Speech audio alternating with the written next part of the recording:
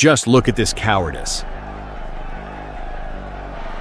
UFC had never seen such disrespect. That's how fans described the fight that forever shut the doors of the octagon for one talented but way too emotional fighter. From the very first seconds, it was clear this night would be heated. Josh Koscheck and Paul Daley didn't even touch gloves before the start. Most bets were on Paul Daley. Fans and analysts were certain his knockout power would make the difference. But already in the first round, the script collapsed. Koscheck showed who was in charge on the mat. He dragged Daley down again and again, leaving him no chance to strike. Josh smothered him across the octagon, displaying relentless control and wrestling. At some point, it felt less like a fight and more like a wrestling clinic, with Daley completely shut down and unable to breathe under the pressure. Daley grew more frustrated with every minute. On the feet, he looked dangerous, but Koscheck shut everything down with takedowns. On the ground, Josh worked methodically, locking his body, maintaining control, peppering him with short punches. Paul twisted and turned, desperate to escape, but each time ended up under pressure. The crowd grew restless. They expected Daley's knockout, but instead watched him get dominated. It became obvious Daley was losing. His helplessness on the ground drove him insane. The final horn confirmed Koscheck's victory, but for Daley, defeat was unbearable. Overcome with anger, he lost control and made the fatal mistake. Right after the fight ended, he threw a punch at his opponent. Nobody saw it coming, not the fans, and certainly not the UFC president. Dana White was furious. He will never fight in the UFC ever again.